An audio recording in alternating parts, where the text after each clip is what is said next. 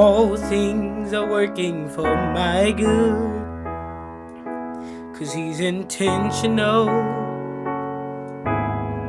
never failing. I know that all things are working for my good, 'cause he's intentional, never failing. All things are working for my good, 'cause he's intentional, never failing. All things are working for my good, 'cause he's intentional, never failing. All things are working for my good, 'cause he's intentional, never failing. I know that all things are working for my good, 'cause he's intentional, never failing. All things are working for my good, yeah, 'cause he's intentional, whoa, never failing. All things are working for my good, 'cause he's intentional, never failing.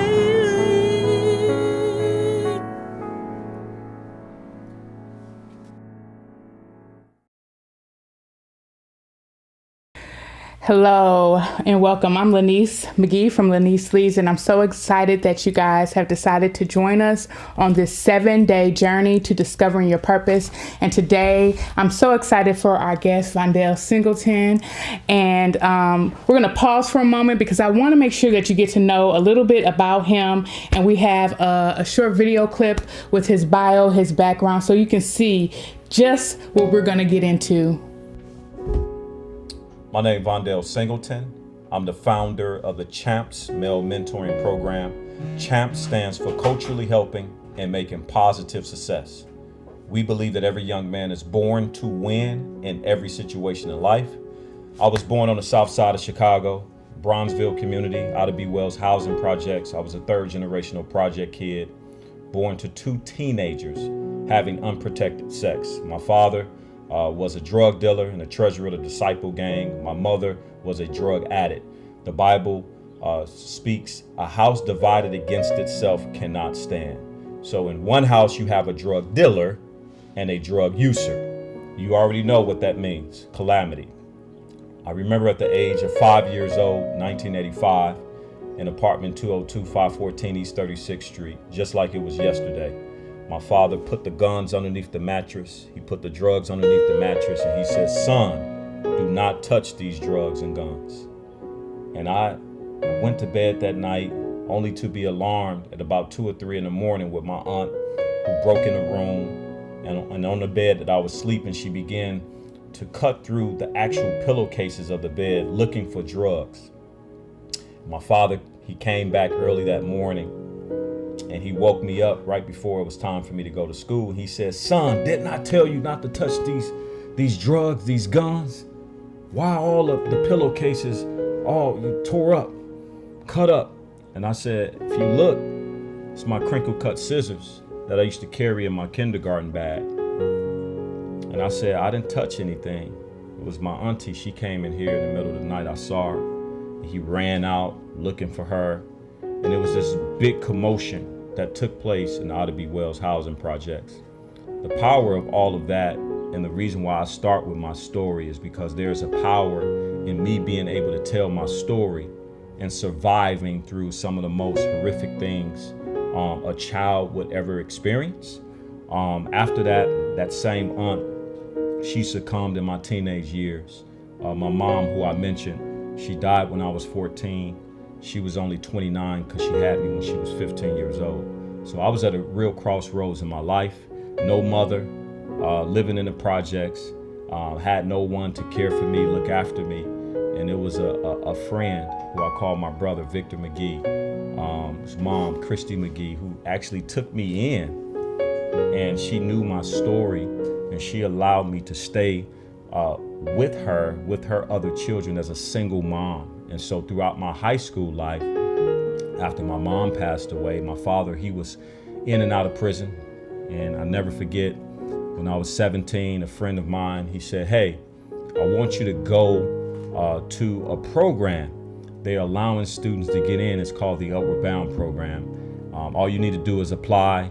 You got to have this amount of GPA, such and such. I said, well, I don't have the GPA, but I'll apply, because he mentioned they would provide a stipend. So I applied for this program, and I met a man by the name of Stephen Ray Robertson. And he began to see something in me that I never thought someone would see in me. And he said, young man, God want to use you for his glory. And at the time, I had no idea what he was talking about. Here I am, 17, mother's dead, father's in prison. And here's a man I barely knew saying that God want to use me. He see greatness on the inside of me. Fast forward, he asked me a question. Have you ever flown on a plane? I said, no, sir. He said, well, we're going to fly on a plane. We went out to California, to Stanford University. 17, walking through the campus of Stanford University. I envisioned myself being in the college campus. Now, mind you, no one in my family had ever went to college, graduated for college, but yet I saw myself being able to go one day. So within that year, through the Upward Bound program in which I was accepted in, I enrolled in Oral Roberts University in Tulsa, Oklahoma. I went there as an 18-year-old, and then by the age of 22, I graduated as the first one out of my family with a degree. Now, I say all that to say this. They told me I would be dead or locked up before 18. Then they told me I would never get a college degree. Once I got a college degree, I ended up getting married to my wife. Told me I'll never have a successful marriage. So I'll be married for 18 years coming up in July. Told me I'll never get a master's degree. I went back just to prove everybody wrong that I can get a master's degree. So once I realized the potential that I had on the inside of me, I knew I could not be stopped by people's words or people's actions. It was me that would stop me. So my role now is quite simply that same mentor at 17 who saw potential in me. I called him when I was 22, getting ready to graduate from college, and said, hey, sir, how do I pay you back for what you've done for me? And he said something that I'll never forget, and it's the reason why I continue to do this work.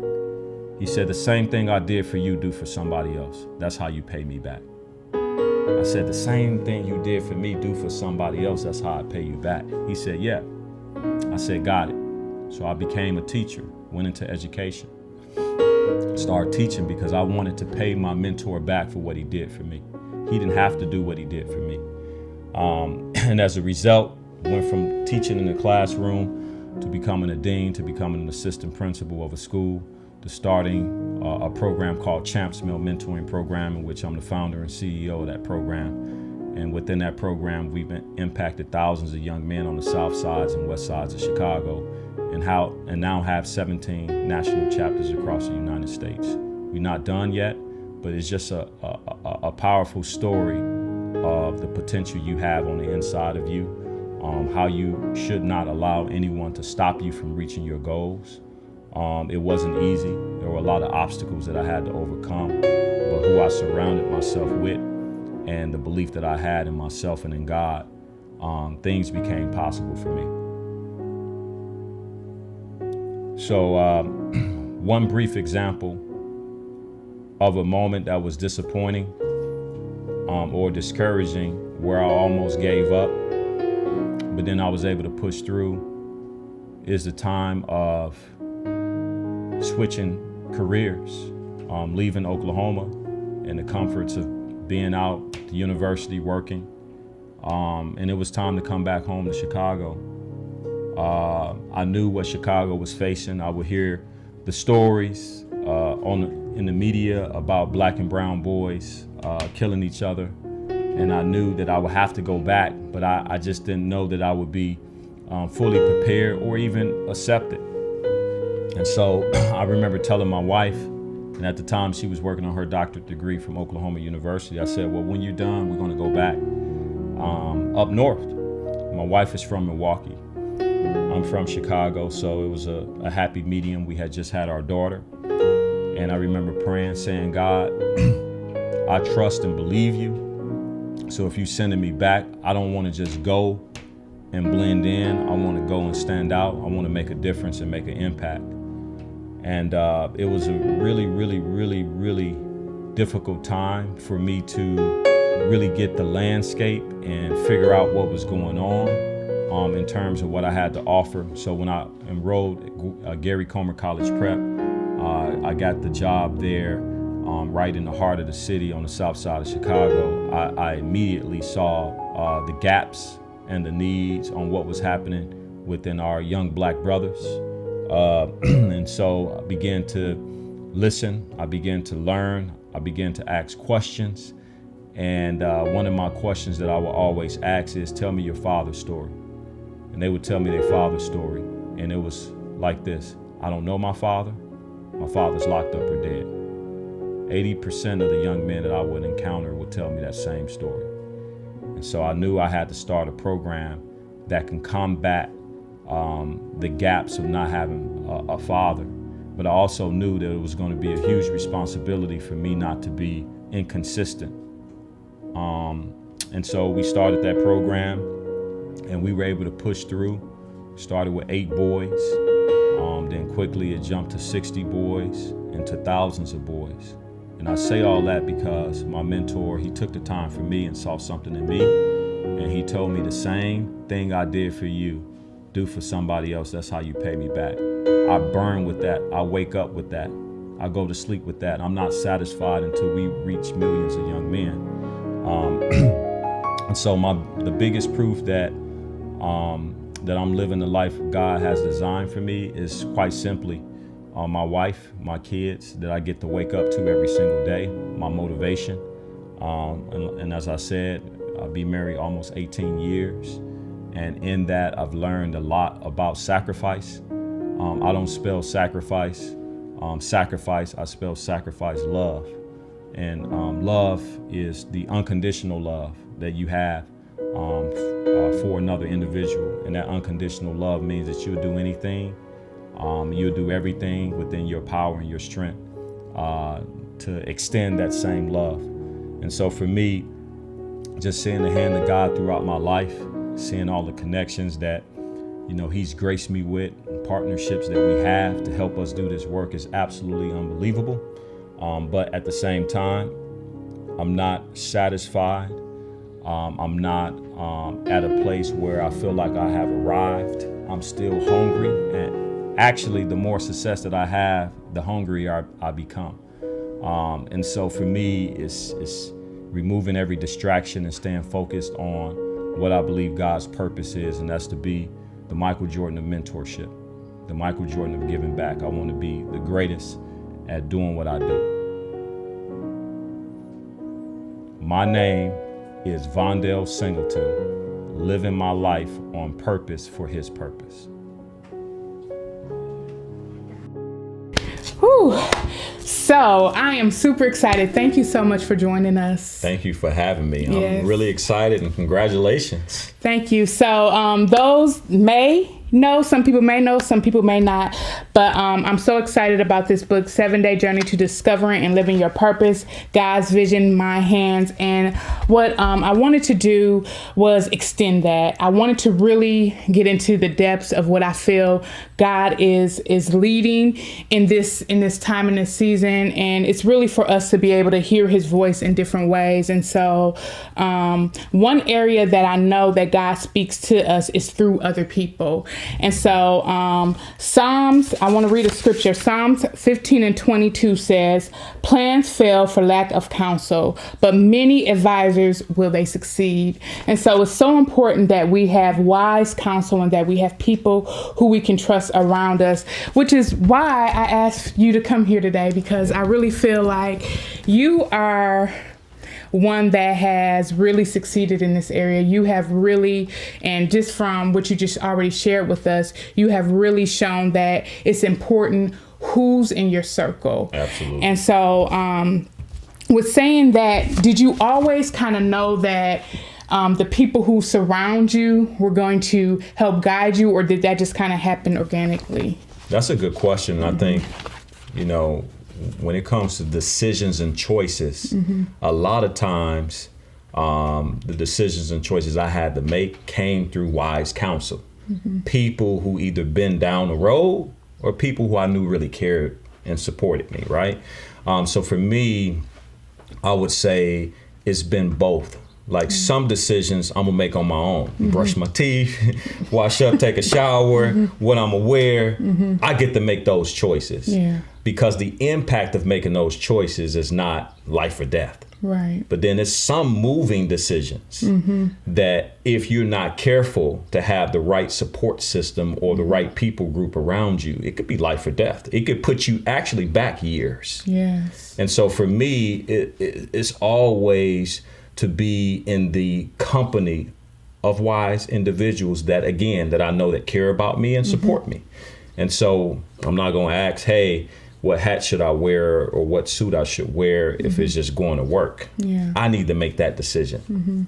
But if it's like, hey, I'm thinking about starting a club or organization or a program, I want to get some folks that know something about that topic. And so we see that you're doing very well in what you're doing. How did you know? Because a lot of people that may be watching, they're looking and they're wondering what their purpose is. How did you know that that was your purpose? And how did wise counsel have anything to do with helping you direct to connecting to your purpose? Absolutely. Like, I would not be here enjoying the fruit of my labor without wise counsel. My biggest decision was actually leaving to go to college. I remember thinking like, okay, I've applied to 12 schools. Most of them came through, accepted me in, but I wasn't quite sure. I thought I was supposed to be at Marquette University. They gave me a substantial amount in scholarship.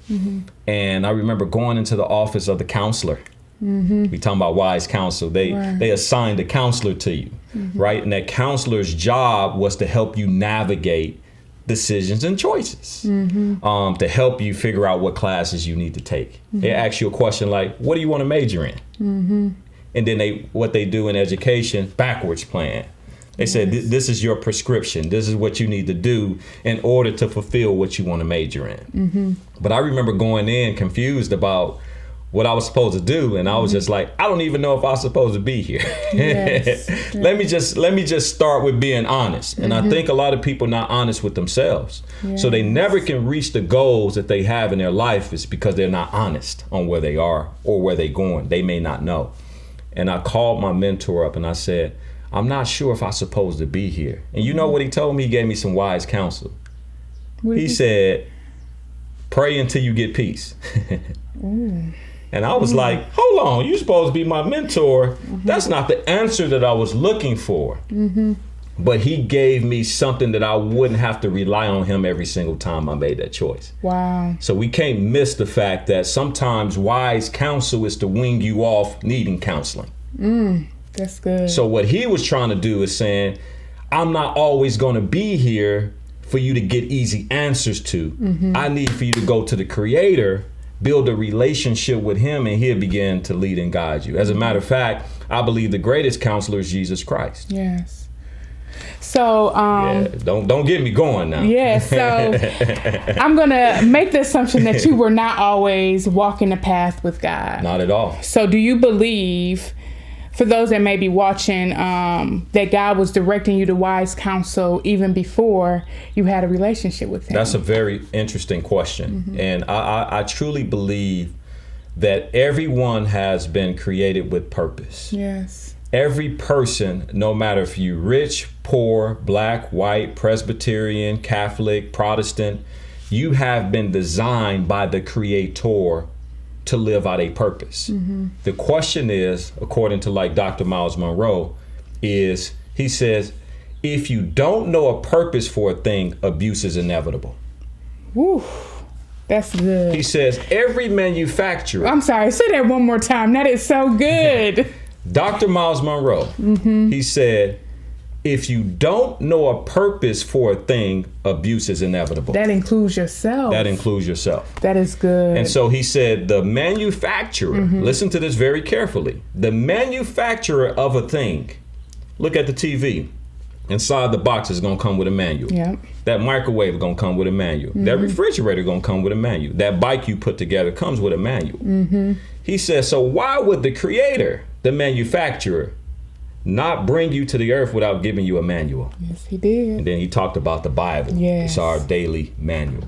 And so I truly believe that you don't have to have a relationship or knowing with God to understand that you have a purpose. The question is, what do you do to find your purpose? Yes. And so what do you do to find your purpose? What did you do? What are some things that helped you to guide you to become, because it didn't happen, we live in a microwave. They say that we live in a microwave kind of world. It didn't happen overnight. So what are some things that you did that really helped guide you to become the man that you are today? It's very powerful. So I would say sometimes learning what you're not gifted at and skilled at, you learn more about yourself. So you try things, you do things, you're around things. And as a kid growing up, you exposed to many things, opportunities. And so for me, what I discovered was, going back to wise counsel, is I didn't know what I thought I knew. And somebody had to, almost like the blind spot we learn in driver's education, there's such a thing called the blind spot. You can look out your rear view, you can look out your side views and still miss the blind spot. You actually have to turn your head and look into your blind spot. Well, I didn't know that. So somebody had to say, you know what? I see potential in you. I see greatness, because I'm like, no, not me. You don't know my story. I'm messed up. There's no way there's potential and greatness in me. And he said, yeah, I see it. It's clear. You a leader. I'm like, no, I'm not. Yes, you are. And so then listening to that, he gave me the book In Pursuit of Purpose by Dr. Miles Monroe when I was 17. And he said, hey, you have to read this book and we'll discuss it. And I was just like, I'm not a book reader type like that. You give me a book, I'm putting it on, it's gonna be a bookshelf, I'm gonna put stuff on it. I'm not gonna open it up and read it. But for some reason, I opened that book up and I started to read it, and it started to make sense in terms of what my purpose was. And I began to ask more questions because they say leaders are readers. Right? So he was telling me that I was a leader. So I started to get hungry about reading. Then I got slipped the Bible. He didn't give me the Bible first. He gave me a book, something that was common. Like, okay, I can deal with a book. If he'd have gave me the Bible first, I would have just, like, this is too complicated. But then having the understanding that this was the process that was going to lead me to discovering who I was, it worked. And within a year, I met the author of the book, Miles Monroe. Oh my gosh, that's amazing. And come to find out, to make all of this full circle, he graduated from the same university I enrolled in, and he came my freshman year to speak. And I was shaking in my boots, but I went up to him and said, my mentor gave me your book. I read your book. And he said he did. Wow. And then every time I would see him, and finally before he passed away, I had an intimate dinner session with him for hours. And so we can talk about that later, but everything, every person, everything that's ever been created has a purpose. Wow. So you've said so much, and I haven't gotten to any of these questions on here, but that's okay. What came to my mind is there may be somebody that is watching, and sometimes we see people and we see them in the light that they're shining, right? But we don't know how they got there, and so it seems unattainable. Yes. So what would you say to somebody who says, I don't have a circle. I don't know anybody. I would never meet somebody like that. I would never. Yes. How can you encourage them, or what would you say to them to advise them to enlarge their circle? And how large does your circle need to be? That's a great question. So I would say for the individual who say, you know what, I'm here, I don't know anybody, I don't have a network, I don't have people that I can go to and ask for counseling. Yes, you do. look in your 360-degree circle. It's going to be one or two individuals. God will never allow an individual to be isolated. He will never allow you to be an island all by yourself. You want to know how I know? It's because he would have just created you. Wow. There are billions of people on the earth. What we like to do, we like to make excuses for ourselves because we saying we don't have. Look at Moses. He had a stammering tongue and God still used him to speak to millions of people. Now imagine that. Somebody who stuttered, spoke and moved millions of people with his voice and with a staff that God gave him. So it's no excuse.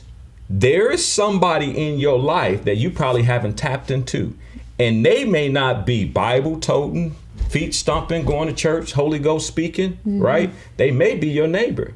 They may be somebody on your block. They may be somebody in your school or in your workplace. And God will use them to speak wisdom into your life, and they may become a mentor without even knowing. So we have to pay attention to our 360-degree circle around us. And then we have to start to ask the hard questions. Who am I? What am I? What am I called to do? What's my purpose? How do I get there? And we have to become relentless, as Tim Grover said, relentless about fulfilling those tasks. Relentless. I mean, you have to believe that, you know what? If I don't eat, sleep, or drink this thing, I'm not going to make it. Do not make excuses for yourself. That's the first thing I would tell you. I came from the projects. I was told I would be dead or locked up before 18. Everything around me looked bleak. I could have easily shut myself down and said, well, I'm going to end up like mama. I'm going to end up like daddy. But God said, nope, you have been marked. You have been called. You have been assigned for purpose. Now, I know all this is around you, but look who's around you. He put a Brian Jackson. He put a Victor McGee there. He put a Steve Robertson there. They weren't going to church. They wasn't saved. They wasn't screaming at the top of their lungs, but they were in my life. And all I had to do was open up and tap into the leading of God through them. And I did. That's beautiful. Wow. I have more questions, but I am going to, before I do our closing out session that I want to do, how do we build trust? So I think this is really important when it comes to wise counsel, when it comes to building our circle, because we trust somebody and they break that trust. How then do you move on? Because I strongly believe that we do need people. We do need our connections to grow and to even move into the purpose that God has for us. So what do you do to restore that? You know, it's hard to regain trust once it's broken. It's just hard to.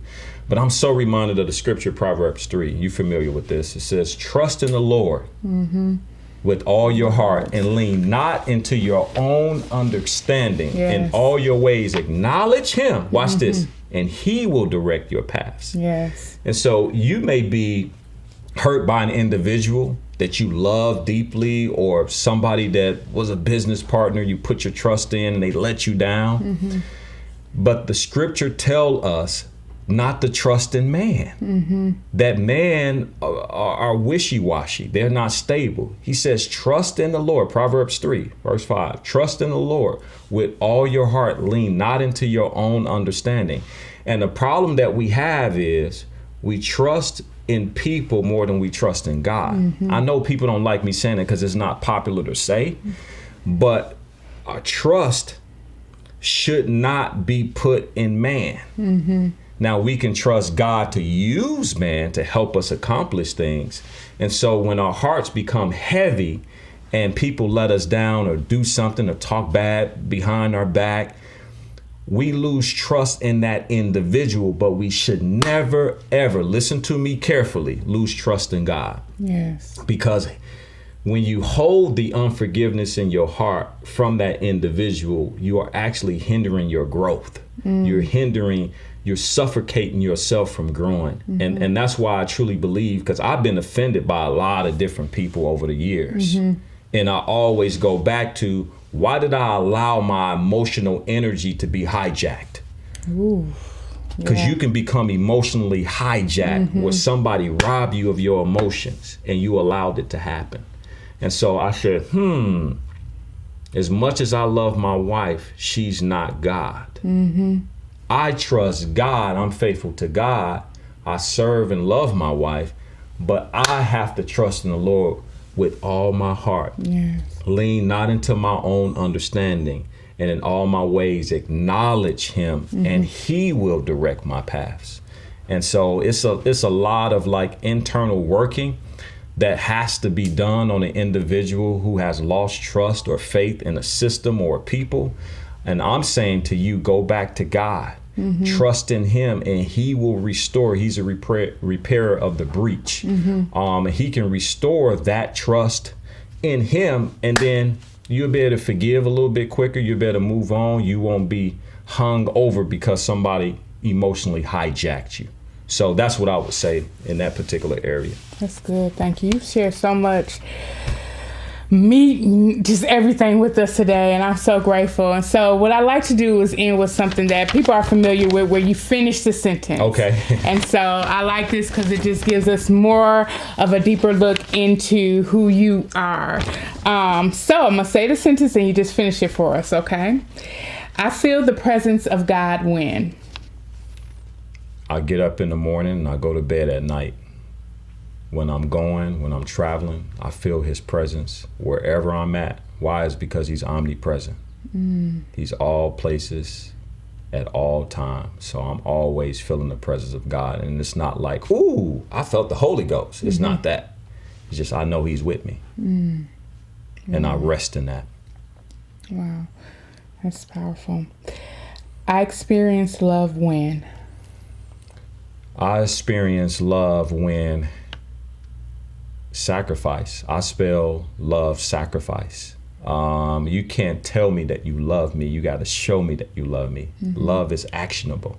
Yes. And so when people say, hey, I love you, show me. Don't tell me. Love is action. As a matter of fact, when Jesus asked Peter, he said, do you love me? Peter said, yeah, Lord, I love you. He asked him again, do you love me? What he was saying was, you're talking about erotic love. I'm talking about agape love. Ooh, there's different levels of love. The first time it was on a ground level of physical erotic love. The second time he asked him, he says, no, I want to know if you love me unconditionally, because he was talking about action. Peter didn't get it. That's good. Whew. We're having church up in here today, okay? So faith looks like I can speak to a mustard seed, have faith in the smallest element, which is the smallest seed known to man, and still believe there is life inside that small little seed that seems so insignificant. So faith to me is speaking to your mountains and saying, be thou removed and cast into the sea. And whoever believe without doubt in their heart shall have what he said. That's faith. That's good. Whew. The power in forgiveness is? The power of forgiveness is freeing yourself. Forgiveness is not for another person, it's for you. Yes, indeed. That's true. The most difficult choice I had to make in fulfilling my destiny was? The most difficult choice I had to make in fulfilling my destiny was forgetting about what people think about me. Ooh. And being like Nike and just do it. Yes, that's good. Man, I have follow-up questions, but let's keep going. We're almost done. The reason we need to trust is? The reason that we need to trust is because I believe it's the foundation of hope. It's the foundation of faith. It's the foundation of love and everything that we want to see fulfilled in our lives. Yeah. That's good. My circle is a reflection of? My circle is a reflection of my community. I am unapologetic about the black and brown bodies of our black boys and young men of color. So when I do the work that I do, I'm always thoughtfully engaged and conscious of the eternal fight, the external fight that we are up against through racism, sexism, ageism, bigotry, oppression, and systematic forms of any type of oppression. So yeah, my circle of influence, my community, lies within that work. And finally, I feel that my purpose is to be the mentor that my mentor was to me. My goal is to mentor millions of boys and young men of color. Wherever there is a black or brown boy, that's where champs need to be. That's wonderful. So in closing, I hope you guys enjoyed this. I'm going to definitely have his contact information in the link so that you can connect with him. Any final words to someone that may be watching and they are pursuing their purpose and they just need some encouragement and some uplifting things to push forward? I just want to say I'm so proud and thank you so much for Laneice McGee and the work that she's doing. Just remember that the Creator created the world in 7 days. I believe that this 7-day journey can actually create a new you. It can bring reformation, restoration. And then once you get that restoration and reformation, do what my mentor told me to do. Give it to somebody else. Thank you. That's wonderful. Thank you guys for joining us. And until next time, share your story and spread God's love. Thank you.